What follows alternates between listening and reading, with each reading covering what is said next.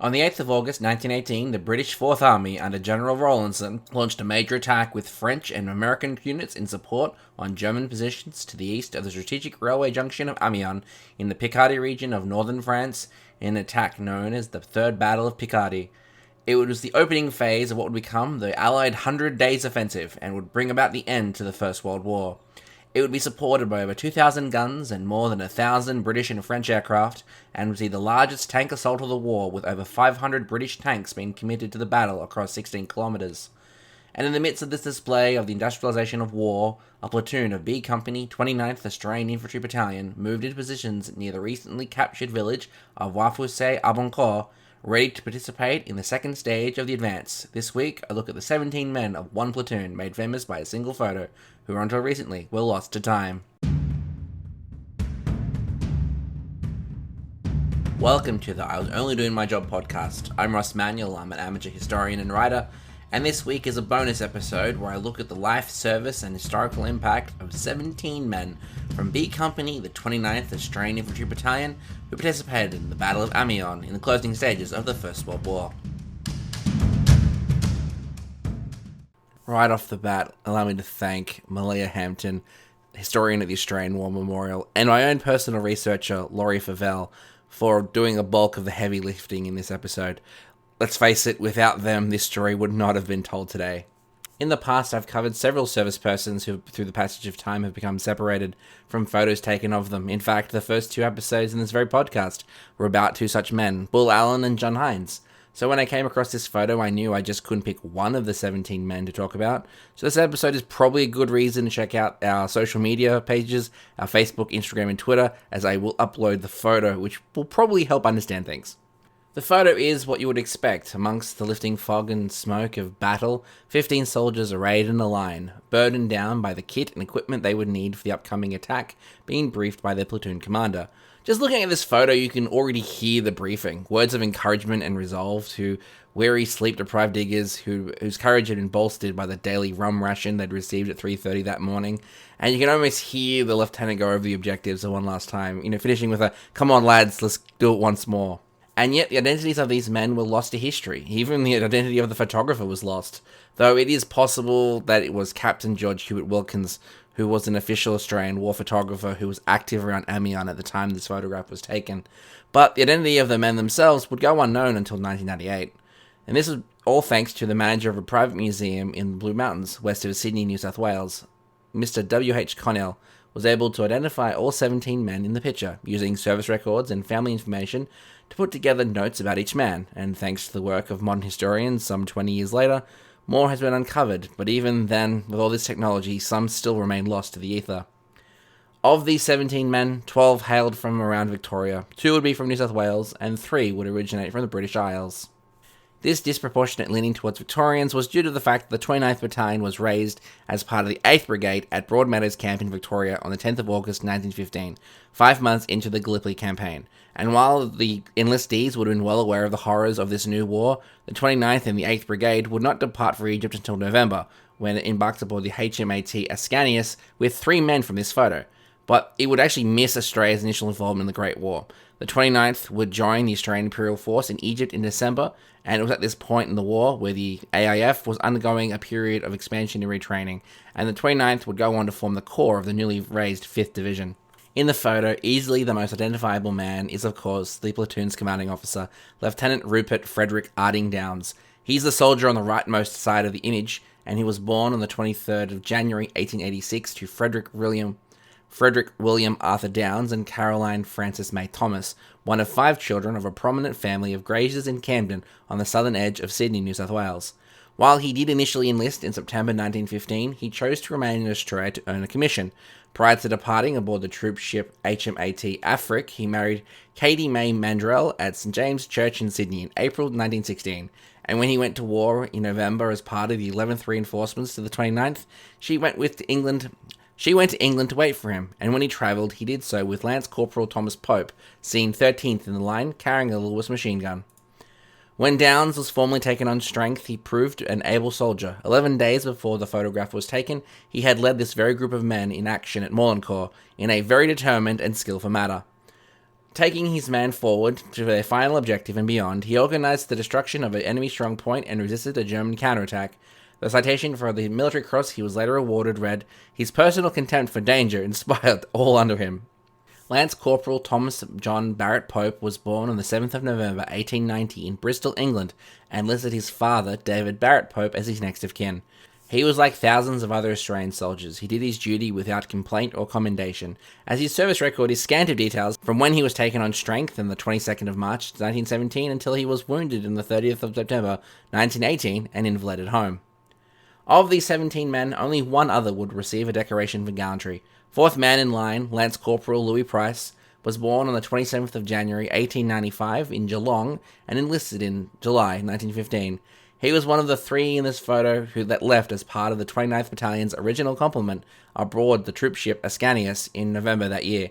He survived the disastrous Battle of Fromelles in July 1916 and took part in the Battle of Polygon Wood in 1917. He would receive the Military Medal for actions on the 26th of September 1917, when then Private Price was serving as a runner. As was common on the Western Front, the telephone lines had broken down, leaving runners as the only means of sending and receiving messages. Throughout artillery barrages and machine gun fire, Price carried messages and on at least 2 occasions through gas clouds. In fact, he became seriously affected by gas, but refused to leave the line, and for the next 4 days he continued his vital job until the battalion was relieved. One of the 2 men who travelled with Price was Private Frederick George Hall, standing directly in front of Lieutenant Downes. He was born in July 1891 in South Melbourne to George and Rosanna Amelia Hall, and was the platoon's earliest enlistee, having beaten the other digger, Lance Corporal Alexander Bethune Craven, who was standing 7th in line and looking directly at the camera, to the enlistment office by 3 days. Private Hall had been previously wounded with a contusion to the back on the 23rd of November 1916 that flared up again the following year. Sadly, his war was nearly over. The day after this photograph was taken, he would be badly wounded in the hand he has resting on the shovel in front of him. Lance Corporal Craven was born in August 1894 in Ballarat, Victoria, listing his father Bethune Craven as his next of kin, and like Price and Hall, survived Fromelles and Polygon Wood, before Craven received the ignoble injury of being shot in the backside on the 10th of October 1916.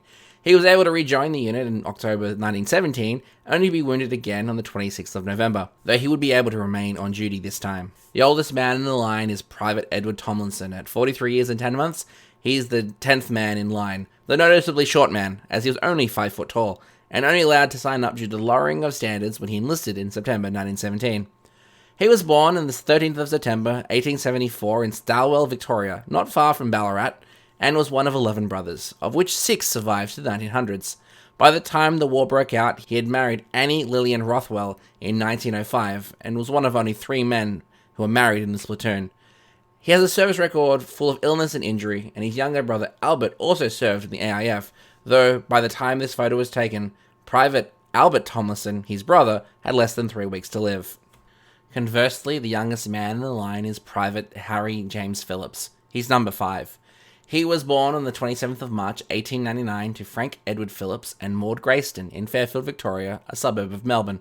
He tried to enlist as soon as he turned 18, but was rejected on medical grounds. He had a hernia.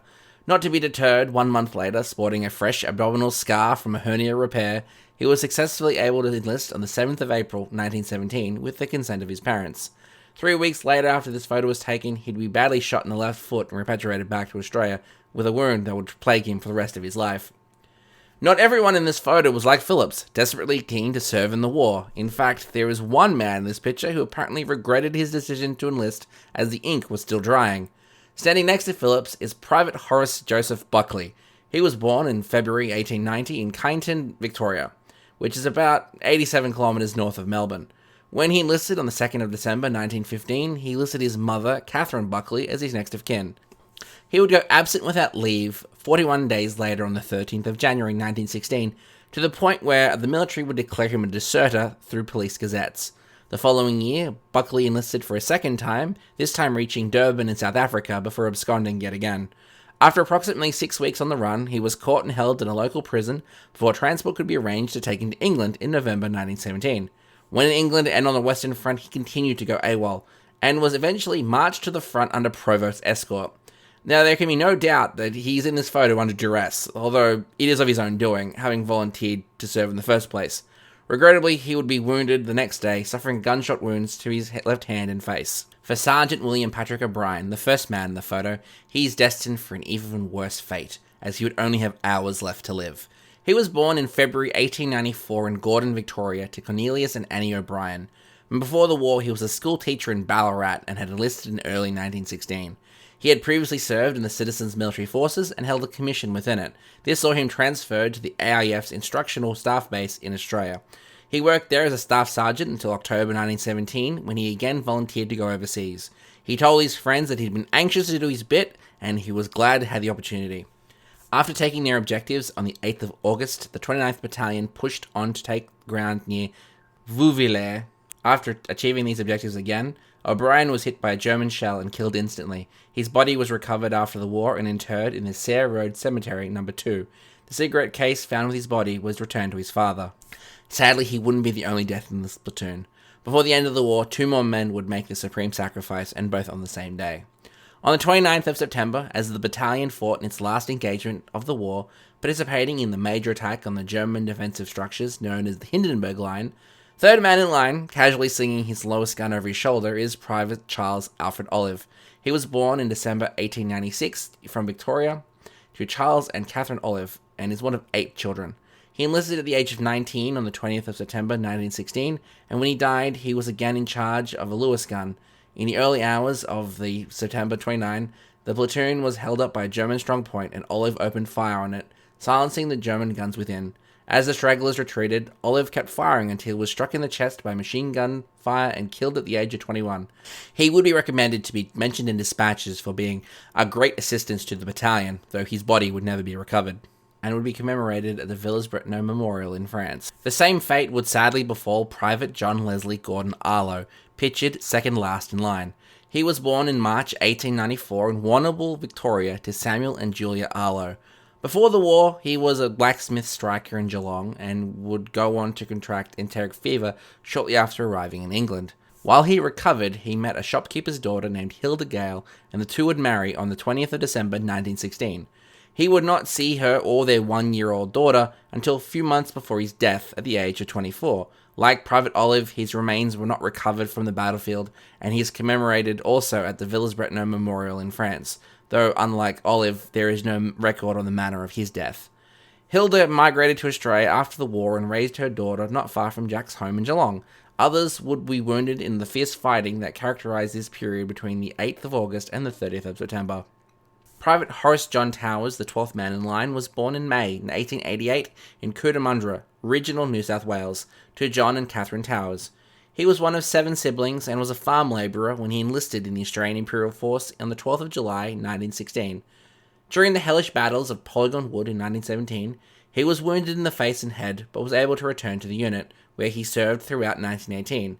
In October, following the battle that claimed the lives of Privates Olive and Arlo, Horace Towers fell ill and would never recover. On November 11, a day in which so many were celebrating the armistice, Private Horace John Towers died of bronchopneumonia in a hospital in Abbeville, France. He was 30 years old, and would be buried nearby. The end of the war seemed to come as a relief for most of the men in the platoon, and all bar one looked forward to returning home. For Temporary Corporal John Bird, seen last man in line, who was born 10th of February 1891 to Charles Francis Bird and Mary Annie Shaw of Mansfield, Victoria, he volunteered to join the Graves Registration Detachment and spent several months undertaking the grim task of recovering bodies from the battlefield and reinterring them in newly built cemeteries. After he returned to Australia, he resumed work as a bricklayer, and in 1925 he married Alice Murphy and raised a family, dying in 1945 at the age of 52. For the 11th man in line, Private Herbert Davidson, born 3rd of November 1887 in Brunswick, Victoria. When he enlisted on the 1st of August 1917, he was the 3rd married man in the platoon, and had 2 children, the youngest of whom was only a few months old when he enlisted. Although he was not wounded and had an exemplary service record, he did not enjoy good health in the post-war years, and holds the unfortunate record of the first to die in the post-war period when he passed away in 1928 at the age of 41. While most of the men in this photograph seem to have coped with their life after the war, the same is not true of Horace Joseph Buckley, our deserter, who spent a considerable amount of time in and out of asylums in the 1920s, though it is unclear if this was related to his war service. He would sadly die in Lidcombe State Hospital in 1940 at the age of 51. While most of the men returned to their pre-war vocations or tried new prospects, some still had to contend with the physical scars of their service, like 9th in line, Private Timothy Leyden, born in August 1892 in Tretham, Victoria, to Kathleen O'Farrell and Timothy Leyden.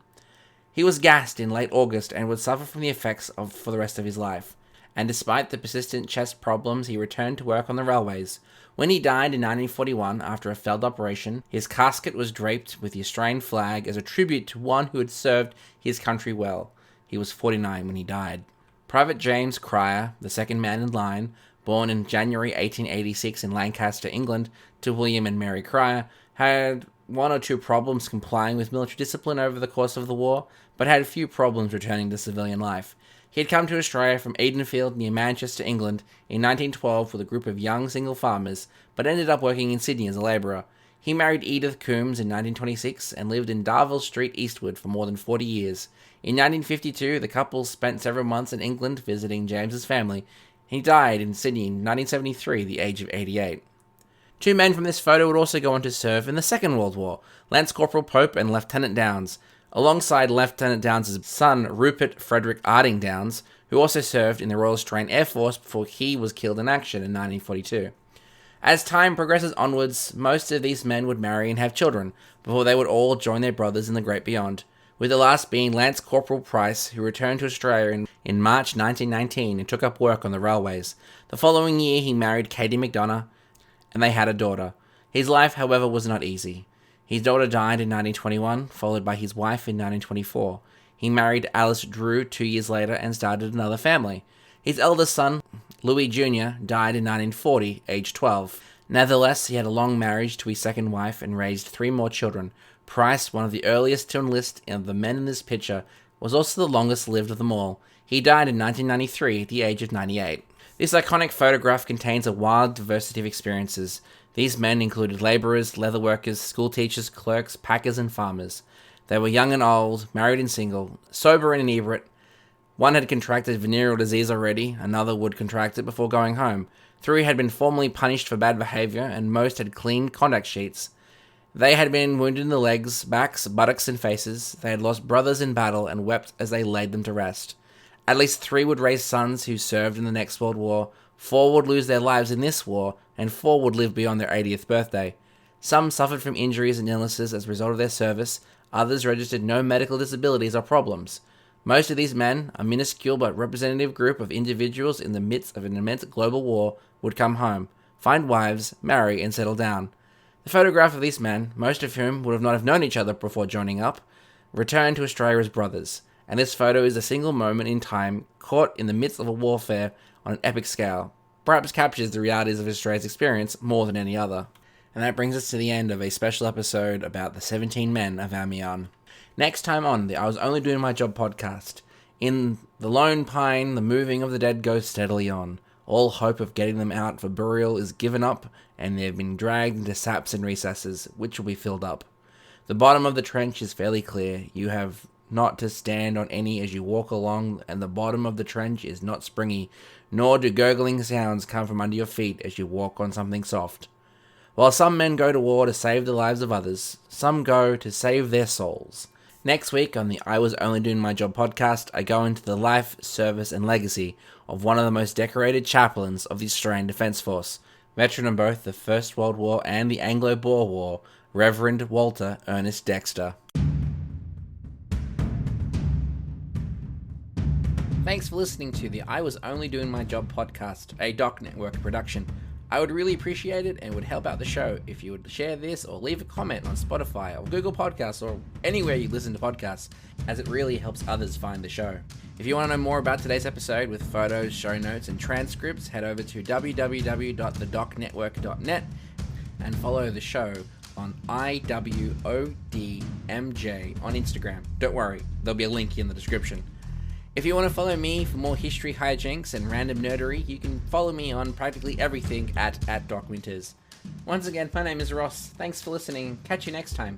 Bye.